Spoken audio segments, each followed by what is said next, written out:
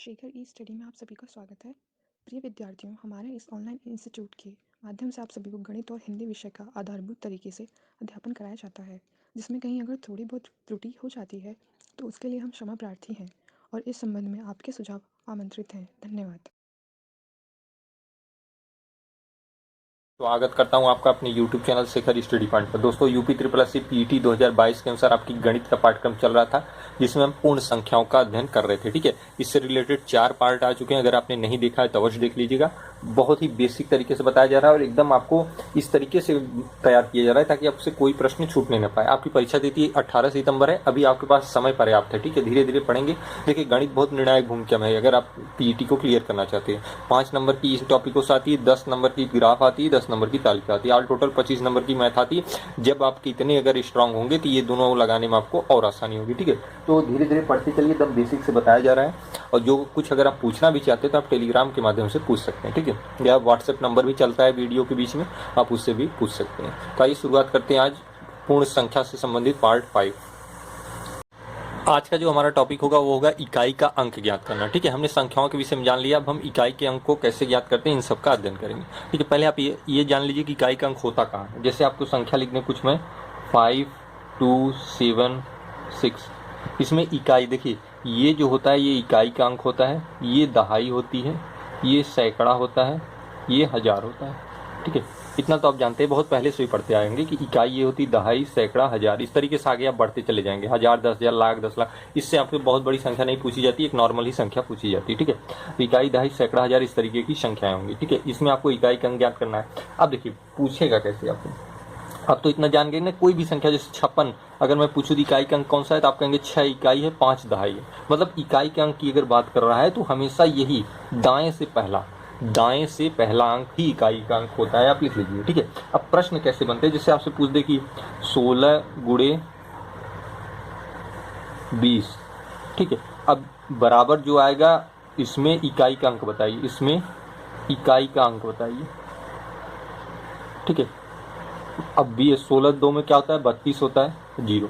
तो इकाई का अंक क्या है, इस प्रश्न का आंसर क्या होगा, 0 होगा। ठीक है, उसी प्रकार से अगर हम एक संख्या बताएं आपको 87 गुणे 8, अब इसमें इकाई का अंक क्या होगा, तो 8 7 में आपको देखिए एक चीज और ध्यान रखिएगा, ये जरूरी नहीं कि आप 87 में 8 का गुणा करिए, नहीं, आपको केवल और केवल इकाई के अंक से मतलब है। 8 ये अपने आप में ही इकाई है, 7 ये इसमें इकाई का अंक है। क्योंकि इकाई का अंक आपसे पूछा है कि 87 गुणे 8 में इस इकाई का अंक क्या होगा, तो आप हमेशा इकाई के अंक का ही केवल गुणा करेंगे, ना कि पूरी संख्या का गुणा करेंगे।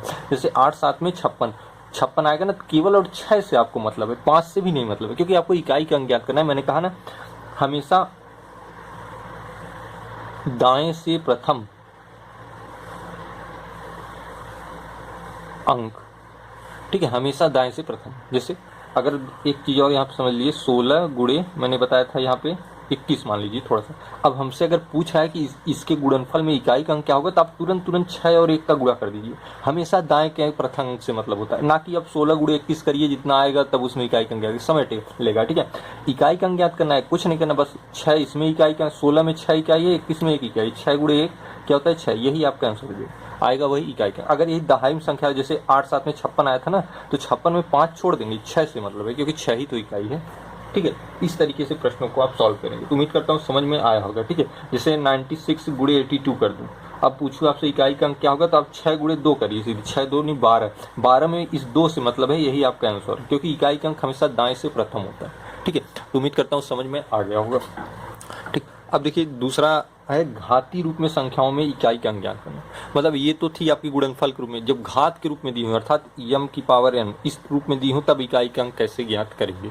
ठीक है, अब थोड़ा सा इसको भी समझना जरूरी कि इस रूप में इकाई का अंक हम कैसे ज्ञात करेंगे घाती रूप में। तो देखिए, जैसे हम एक कोई संख्या दे दें 109।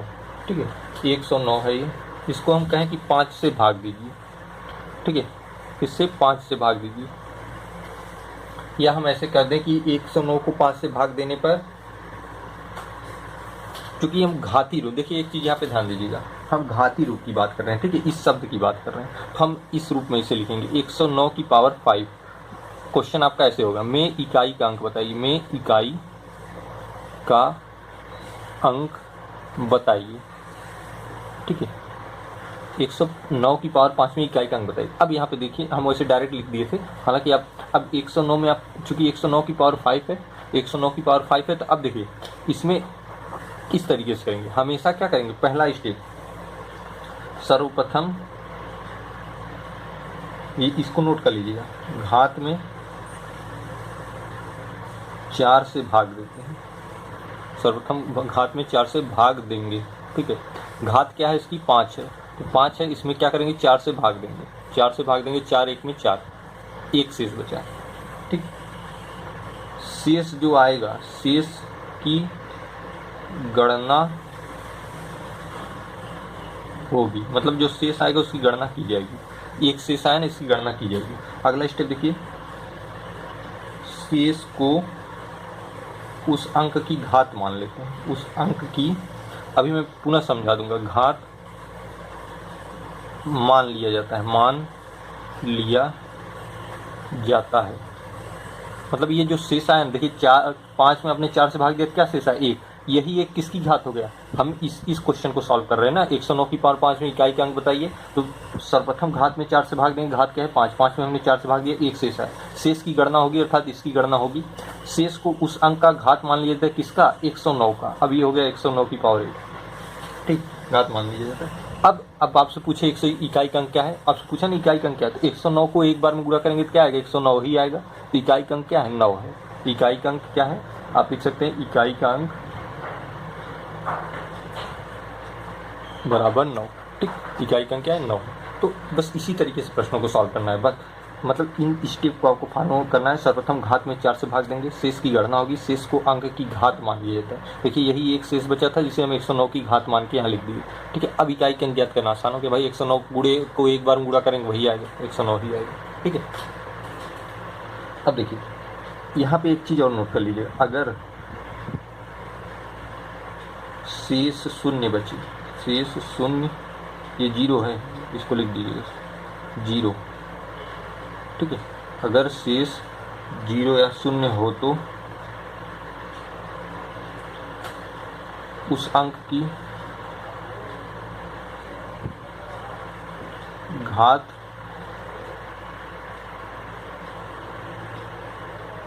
चार मान ली जाती है, ठीक है। अगर शेष 0 हो तो उस अंक की घात क्या मान ली जाती है, 4 मान ली जाती है। अब देखिए ये कंडीशन किस रूप में फॉलो करेगा, जैसे आपने लिख दिया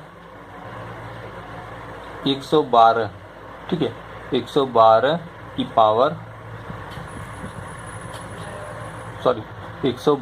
पावर 12 में इकाई का अंक बताइए। इकाई का, ये तो आपको समझाने के लिए मैं अपने आप मन से बना रहा हूँ, इकाई का अंक क्या होगा, 112 की पावर 12 में इकाई का अंक क्या होगा। ऐसे आपसे प्रश्न पूछ दिया, क्या करेंगे, थोड़ा सा मैं ऊपर कर दूं, हो सकता है दिख न रहा हो, ठीक है।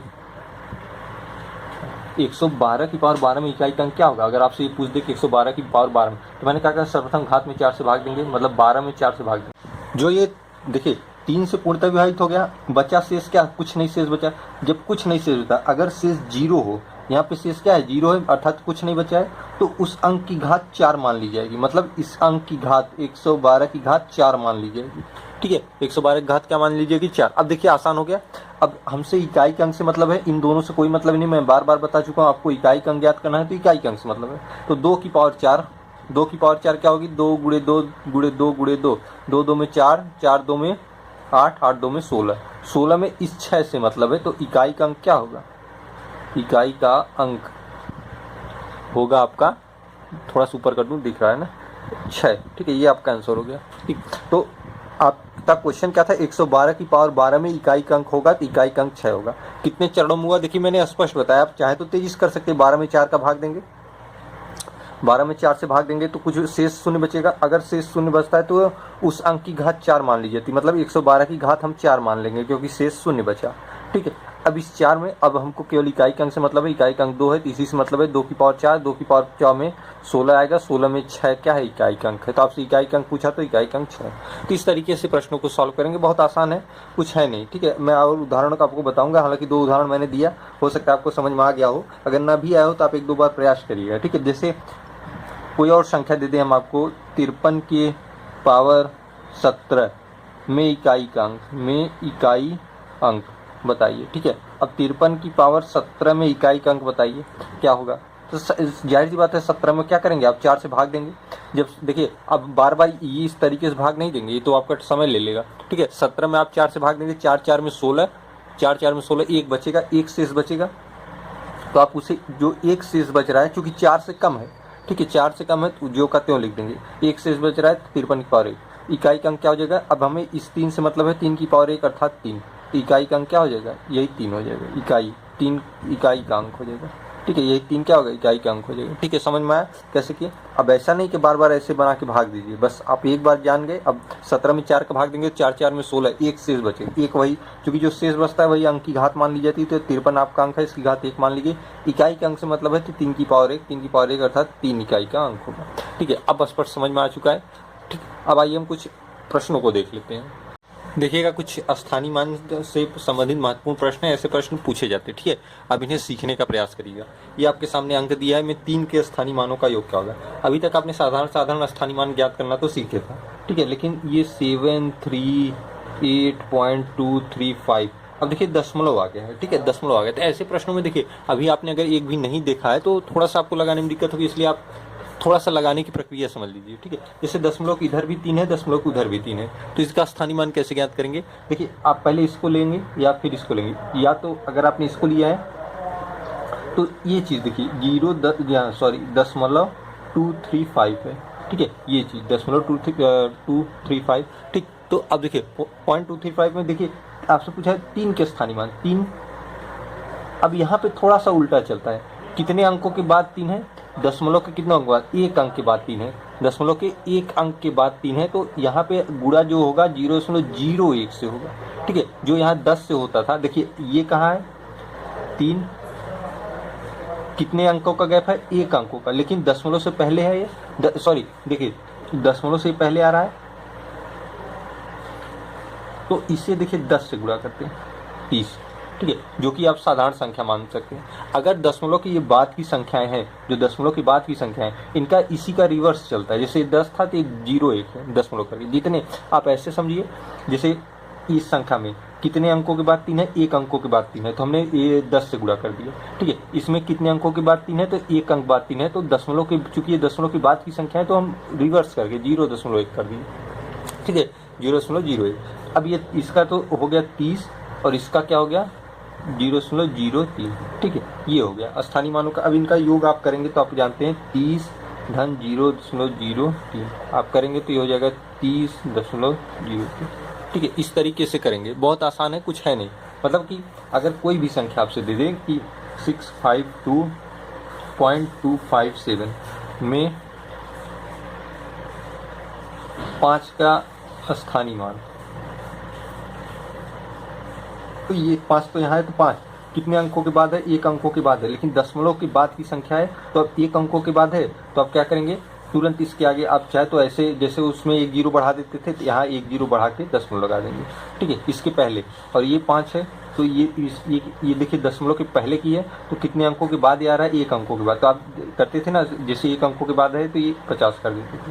ठीक है, वही चीज़ यहाँ पे एक इसके पहले लगा देते हैं, ये एक इसके बाद लगा देंगे। ठीक है, तो इस तरीके से अब इनका अगर योग चूंकि स्थानीय मान ही लिखा है तो एक इसका स्थानीय मान, ये इसका स्थानीय मान, योग पूछा होता तो आप जोड़ देते, ये हो जाता। ठीक है, तो बस ऐसे ही संख्याएं, मतलब दशमलव के रूप की जितनी संख्या आएंगी इसी तरीके से आप करेंगे। हालांकि मैं आपको प्रैक्टिस सेट में बहुत सारे प्रश्नों को करवा दूंगा। ठीक है, ताकि आपका एकदम कॉन्सेप्ट क्लियर हो जाए। यदि 199 ऋणात्मक पूर्णांकों और 10 धनात्मक पूर्णांकों को एक साथ गुणा किया जाए तो गुणनफल का चिन्ह क्या होगा। चिन्ह पूछा है क्या होगा, आप जानते हैं। देखिए धनात्मक ऋणात्मक मैंने आपको बता ही दिया है, सम विषम के आधार पर ही धनात्मक ऋणात्मक आपका हो जाएगा। जैसे देखिए अगर 2 ऋणात्मक का आपने गुणा किया तो ये धन में बदल जाता है। ठीक है, अगर 3 ऋणात्मक का आपने गुणा किया तो ये ऋण में ही रहता है। ठीक है, अगर 4 का कर दिया तो 1 2 3 4 ये धनात्मक हो जाएगा। ऋण ऋण धन, धन ऋण ऋण, ऋण ऋण धन। ठीक है, ऋण और ऋण धन, फिर धन और ऋण ऋण। ठीक है, ये कॉन्सेप्ट आप जानते ही हैं, बहुत पहले भी पढ़े होंगे। तो कह रहा है यदि 199, आप यहाँ देखिएगा 1 और 2 ये सम संख्या के रूप में जा रहा है, 1 2 3 1 2 3 ये विषम में जा रहा है, फिर 1 2 3 4 ये सम में जा रहा है। मतलब जितनी सम आएंगी ये प्रक्रिया में उतने में धन आएगा, और जितनी विषम आएंगी उतने में ऋण आएगा। चाहे आप यहाँ देख सकते हैं, देखिए ये 3 2 5 बार हमने गुणा किया तो ऋण ऋण धन, फिर धन ऋण ऋण ऋण ऋण धन, फिर धन ऋण ऋण, देखिए ऋण आ गया। लेकिन ये क्या है, विषम है।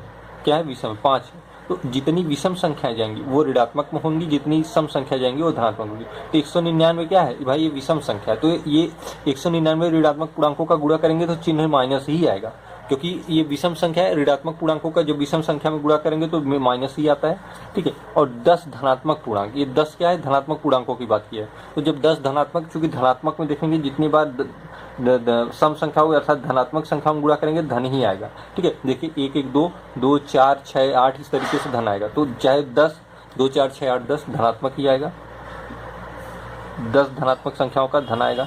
अब कह रहा है कि 199 ऋणात्मक पूर्णांकों और 10 धनात्मक पूर्णांकों को एक साथ गुणा कर दिया जाए, मतलब इनका अगर गुणा किया जाए, अर्थात इसके कहने का मतलब यह है कि माइनस गुणे प्लस, ठीक है। एक साथ गुणा किया तो गुणनफल का चिन्ह क्या होगा, तो प्लस गुणे माइनस करते हैं तो माइनस, चिन्ह क्या होता है, ऋणात्मक आएगा। क्या आएगा, ऋणात्मक आएगा, ठीक है। अब स्पष्ट हो गया होगा कैसे कैसे किया, ये प्रक्रिया आप जानते हैं। 199 को क्यों मैंने ऋण लिया, मैंने यहाँ पे समझा ना कि अगर देखिए धनात्मक जा रहा है तो धन, तो अगर सम के रूप में जा रहा है, देखिए 2 क्या है, सम है, विषम सम विषम इस तरीके से जा रहा है, तो आप उसी को धनात्मक ऋणात्मक में कन्वर्ट कर लीजिए। 2 का गुणा हो रहा है धन में हो जा रहा है, 3 का हो रहा है ऋण, फिर 4 का हो रहा है धन में, फिर 5 का हो रहा है ऋण, ये प्रक्रिया आगे बढ़ती जाएगी। तो 199 क्या है, विषम संख्या है, ठीक है। 199 क्या है, विषम संख्या है। तो ये भी क्या होगा, उसी चिन्ह को फॉलो करेगी, जैसे 199 ऋणात्मक हो जाएगा, लेकिन 10 क्या हो जाएगा, धनात्मक हो जाएगा। तो माइनस और प्लस माइनस हो जाएगा, ठीक है। तो इस तरीके से ऐसे प्रश्नों को सॉल्व करते हैं। देखिएगा यहाँ पे कुछ क्वेश्चन है, यदि यम एक सम संख्या है तो यम स्क्वायर माइनस 1 का गुणनफल है, का गुणनफल है 2 क्रमिक विषम संख्याओं का, 2 क्रमिक पूर्ण वर्ग संख्याओं का, 2 क्रमिक पूर्ण संख्याओं का, 2 क्रमिक सम संख्याओं का, ठीक है। आपको बताना है यदि यम एक सम संख्या है, यम बराबर क्या है, सम संख्या है, सम संख्या है, ठीक है। तो यम स्क्वायर माइनस 1 का गुणनफल क्या होगा, इन चारों विकल्पों में से क्या होगा। तो देखिए इसको समझने के लिए एक चीज समझिए, यम स्क्वायर माइनस 1, इसे आप लिख सकते हैं यम स्क्वायर माइनस 1 का वर्ग लिख सकते हैं। अब ए स्क्वायर माइनस बी स्क्वायर का फार्मूला होता है, एक कोष्टक में ए प्लस बी और एक कोष्टक में ए माइनस बी, ठीक है। अब जहाँ यम क्या है, सम संख्या, यम क्या है, सम संख्या। आप देखिए सम विषम पढ़ाते समय मैंने बताया था आपको कि देखिए अगर 2 सम लिख दिए तो उसके बाद जो आएगी अगली विषम होगी, उसके पहले जो आएगी वो भी विषम होगी, ठीक है। चाहे कोई भी सम संख्या लिख दे, 6 लिख दिए, इसके आगे जो आएगी 7 विषम होगी, इसके पहले जो आएगी वो भी विषम होगी।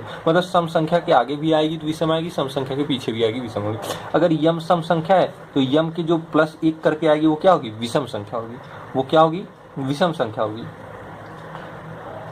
और यम के जो पहले आएगी वो भी विषम संख्या होगी, यम की जो बाद आएगी, मतलब यम प्लस 1 करेंगे तो भी विषम संख्या और यम माइनस 1 करेंगे तो भी विषम संख्या, ठीक है। क्योंकि यम सम संख्या है, मैंने यहाँ बताया ना सम के आगे विषम और सम के पहले विषम, तो सम के आगे विषम और सम माइनस है तो उसके पहले भी विषम। कह रहा है कि यम स्क्वायर माइनस का गुणनफल, मतलब इसका गुणनफल करेंगे तो 2 क्रमिक क्या होगी, तो 2 क्रमिक विषम संख्याओं का होगा, ठीक है। देखिए विषम आ रहे हैं ना, यदि यम एक सम संख्या है तो यम स्क्वायर माइनस 1 का गुणनफल विषम संख्याओं का होगा, 2 क्रमिक विषम संख्याओं का होगा। कैसे होगा मैंने यहाँ पे आपको बता दिया, ठीक है। बहुत आसान सा था, आपने इसे बस इसी को सॉल्व कर दीजिए, आराम से आ जाएगा। चाहे यम प्लस से, मतलब अगर सम के आगे जाएंगे तो भी विषम, सम के पहले आएंगे तो भी विषम, तो ये इनका गुणनफल क्या होगा, विषम संख्याओं का होगा, जाहिर सी बात है, ठीक है। तो ऐसे प्रश्न भी पूछे जा सकते हैं, थोड़े सा आपको हो सकते हैं, थोड़ा सा अगर आप इन विषयों में न जानते हो तो दिक्कत होगी। इसीलिए मैंने सम विषम ये सारी चीज़ें बताई हैं कि सम संख्याएं और विषम संख्याएं होती क्या हैं, इनका कैसे कि एक इनकी डिजाइन बनती है, मतलब आगे इनके क्रम कैसे चलते हैं, ये सब जानना आपको जरूरी है, ठीक है। ये सब बहुत जानना जरूरी है कि मतलब सम के पहले कौन सी संख्या आती है, सम के बाद कौन सी संख्या की, इनका क्या क्रम चलता है, उसी आधार पर ये प्रश्न था, ठीक है। ये जब आपको यम प्लस 1 यम माइनस 1 मिल गया तो ये बता रहा है यम प्लस 1 मतलब सम के आगे की एक संख्या, यम माइनस 1 बता रहा है सम के पहले की एक संख्या। तो आप मैंने यहाँ पे समझ रखा था कि सम के बाद भी विषम आता है, सम के पहले भी विषम आता है, तो सम के बाद भी विषम, सम के पहले विषम, अर्थात 2 क्रमिक विषम संख्याओं का होगा, विकल्प सही हो जाएगा, ठीक है। किसी 2 अंकी संख्या और उसके अंकों को उलट कर लिखने पर बनी संख्या का योगफल सदैव विभाजित होगा। किसी 2 अंकी संख्या, देखिए मैंने एक चीज आपको बताई थी, जैसे आपको 51 लिखा है, ठीक है, इसमें 1 दहाई और 1 इकाई और 50 दहाई है, ठीक है। 50 दहाई के साथ 1 इकाई जुड़ के 51 बन गया, ठीक है। तो उसी प्रकार देखिए अब ये 50 कैसे लिखा है, 10 गुणे 5 50 प्लस 1, 10 × 50 = 51। उसी प्रकार से 2 अंकों की संख्या है, अगर एक माना संख्या क्या है, mn है। अब mn को किस रूप में लिख सकते हैं, 10m + n लिख सकते हैं। वही चीज़ तो यहाँ की है ना, देखिए 51 है, 51 को हमने क्या लिखा है, 10 × 5 + 1, तो 10m + n। यहाँ m ये 5 है, n 1 है, ठीक है। तो हम तो ये उदाहरण के थ्रू आपको बताना चाह रहे थे, इससे कोई मतलब नहीं, आपका क्वेश्चन यहाँ है, ठीक है। माना वो संख्या क्या है, 2 अंकों की संख्या mn है। अब अगर हम इसे लिखना चाहें अगर वास्तविक रूप में, तो 10m + n के रूप में लिखाइए। अब तथा उसके अंकों को उलट दें, मतलब अंकों को उलट देंगे तो 10n + m हो जाएगा। लिखने पर बनी संख्या का योगफल, मतलब अब ये अंकों को उलट कर लिख दें, जैसे ये एक तो यही रूप हो गया। अब एक अंकों को उलट के लिख दें, देखिए किन्हीं 2 अंक की संख्या और उसके अंकों को उलट कर लिखने पर बनी संख्या का योग, मतलब इन दोनों का योग कह रहा है, ठीक है, इन दोनों का योग कर रहा है। तो इन दोनों का योग करेंगे, देखिए 10m + m क्या हो जाएगा, 11m हो जाएगा, n + 10n 11n हो जाएगा। तो आप कॉमन ले लेंगे क्या, 11m + n। अब एक चीज़ देखिए, 11 दोनों में है, तो वह विभाजित भी सदैव क्या होगा, 11 होगा। अब इसमें 11 से भाग देंगे तो 1 कट जाएगा, तो इस संख्या पूर्णतः विभाजित मानी जाएगी। इसलिए का योगफल सदैव किससे विभाजित होगा, 11 से विभाजित होगा, ठीक है। इस चीज़ को आप जानते रहेंगे। तो बहुत सिंपल से प्रश्न है, ऐसे प्रश्नों में थोड़ा सा आप तर्क क्षमता अपनी यूज करेंगे तो बहुत आसानी से सॉल्व कर लिए जाएंगे, ठीक है। तो क्योंकि यहाँ पे देखिए विकल्प के आधार पर आप कल्पना करने में थोड़ी सी दिक्कत होगी, असले अगर ये प्रक्रिया आप जानते हैं, क्योंकि ये बेसिक चीज़ें हैं, अगर आप जानते हो सकता है थोड़ा सा आपको लेंदी लगे, लेकिन अगर आप जानते हैं तो बहुत तेज़ी से कर पाएंगे, ठीक है। और प्रश्न भी आपका गलत नहीं होगा, और प्रूफ भी होगा कि 11 से विभाजित होगी, क्योंकि 11 कॉमन आ रहा है, तो जाहिर सी बात है संख्या 11 ही उसे काटेगी, ठीक है। तो ये था आज का आपका सेशन। लगभग आपकी संख्या पद्धति समाप्ति की ओर है। कुछ प्रश्न भी आपको बता जाएंगे, जैसे ही चैप्टर क्लोज होगा इससे रिलेटेड प्रश्न बता दिए जाएंगे आपको, ठीक है। अभी तो थोड़ा सा टॉपिक को बताया जा रहा है, उससे रिलेट करके 1-2 प्रश्न बताया जा रहा है, फिर आपको प्रैक्टिस भी कराए जाएंगे, ठीक है। तो पूरा वीडियो देखने के लिए बहुत बहुत धन्यवाद।